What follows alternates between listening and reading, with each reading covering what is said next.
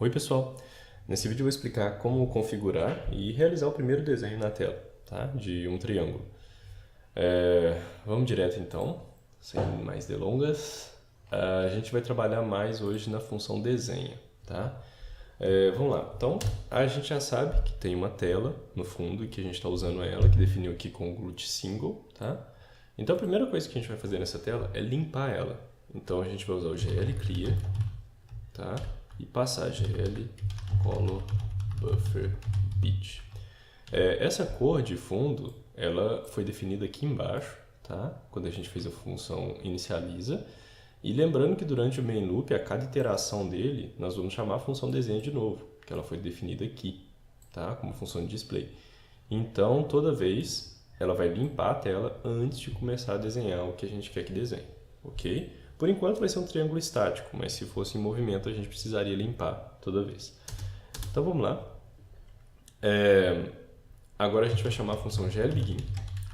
O que essa função faz é indicar que você, a partir daqui, vai informar quais são os vértices que o OpenGL precisa para poder desenhar na tela. Tá? O modo aqui como você vai desenhar, eu vou colocar como polígono. Tá?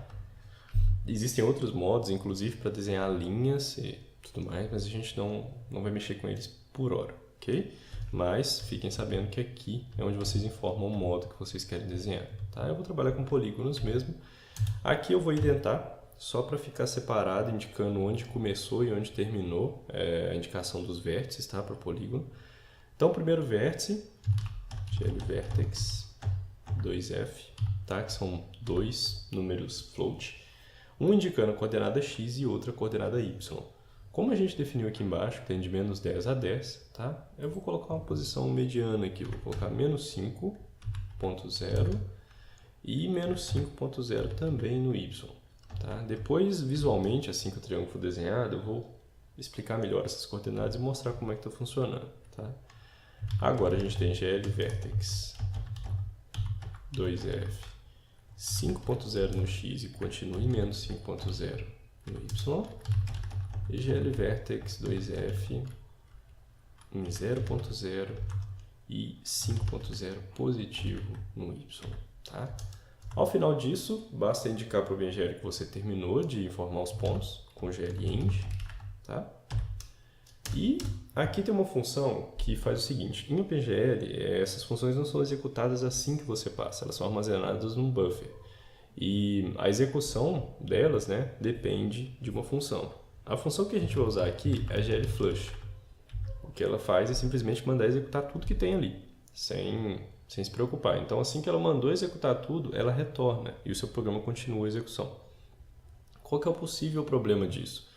Digamos que a placa de vídeo esteja processando as coisas ainda e não foi exibido na tela o que você mandou, mas o processador continuou a execução e vai executar alguma alteração ou até mesmo mandar desenhar outra coisa sem que aquilo que você queria aparecesse na tela. O glFlush pode causar esse tipo de problema. Tá? Existe uma outra função que pode ser usada que chama glFinish, e a diferença é que essa função só retorna assim que tudo que você mandou tiver sido desenhado na tela. Qual que é o problema disso? Performance. Se você fica esperando a GPU processar tudo e depois mandar para a tela, o seu processador fica parado, sendo que ele podia estar adiantando um monte de outras coisas. Tá? Então depende muito do caso onde você vai trabalhar. Como aqui a gente vai desenhar só um triângulo e ele vai ficar parado na tela, o glFlush vai atender a gente perfeitamente. Ok? Então era só para explicar a diferença entre as duas, que a gente vai usar o glFlush. Então, faltou só uma coisa. O que acontece? Limpamos a tela aqui, então agora a tela está toda preta, e a gente vai desenhar um triângulo. Qual que é a cor desse triângulo? Entendeu? Se a gente desenhar do jeito que está aqui, ele também vai da cor preta.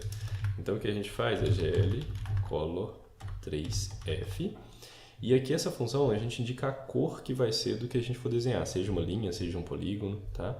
Então o primeiro parâmetro é a quantidade de vermelho, que vai de 0.0 a 1.0. Então eu vou colocar aqui que eu quero ele completamente vermelho, sem nada de verde e sem nada de azul. Tá? Essas cores podem ser combinadas. Então, feito isso, se eu mandar rodar o programa, tcharam, finalmente desenhamos alguma coisa na tela.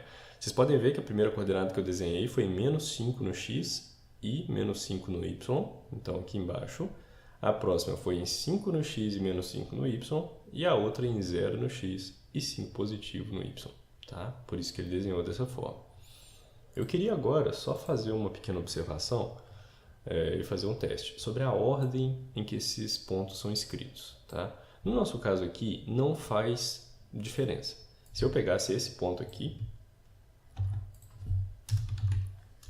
e escrevesse no sentido horário agora, né? Porque eu tinha escrito no sentido anti-horário os pontos, agora vamos supor que eu escrevi no sentido horário. O que acontece é a mesma coisa, tá? Não tem diferença. Só que no fundo, eu vou vir aqui na função inicializa e vou indicar uma coisa. Eu vou indicar GL Polygon Mode. Com isso, eu vou falar que a parte da frente, né? Ela é para ser preenchida e a parte dos fundos do polígono em back é para ser preenchido por linhas só as bordas, tá? Então, pronto, agora o programa vai inicializar e tem isso daqui. Eu vou voltar o programa para o que era, tá? O triângulo vai ser desenhado na mesma ordem inicial no sentido anti-horário. Perfeito, continua a mesma coisa. Porém, agora, se eu troco essas funções aqui e desenho agora no sentido horário, vocês podem ver que agora ficou só a borda, tá? Por que isso acontece? Isso acontece de acordo com o vetor normal dessa face, tá? E para o nosso caso aqui, para as funções iniciais, isso não vai fazer muita diferença, ok? Mas é bom que vocês já se acostumem a escrever todo o polígono em sentido anti-horário, tá? Para evitar confusões depois. Ou no sentido horário, existem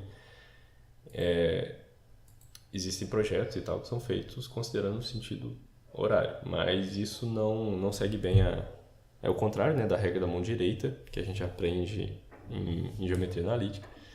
Então, que é a regra da mão esquerda, então pode ficar confuso. Então, por padrão, ele segue a regra da mão direita mesmo, tá? E isso daqui você pode, se quiser, deixar na função de inicialização assim, ó.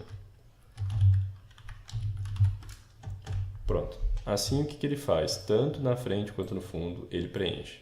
Tá? Isso é o padrão. Vocês podem ver que agora ele continua tendo aquele mesmo comportamento inicial. Mesmo estando escrito no sentido horário. Tá? Eu vou voltar para o sentido anti-horário aqui. Rodar de novo, só para mostrar que está certinho. E as cores também, como eu disse, você pode combinar. Tá? Então, vocês podem ver que se eu coloco só 1.0 aqui, eu vou ter um verde. Mas se eu preencho junto com o 1.0 aqui, eu tenho amarelo, combinação de vermelho e verde, ok? Então aí vocês podem ficar livres para escolher a cor aqui. E nesse vídeo era só isso. Era só para mostrar que a gente agora consegue desenhar um triângulo, consegue mudar a cor dele, tá? E no próximo vídeo a gente vai deixar isso um pouco mais interativo, ok? Valeu, galera. Tchau.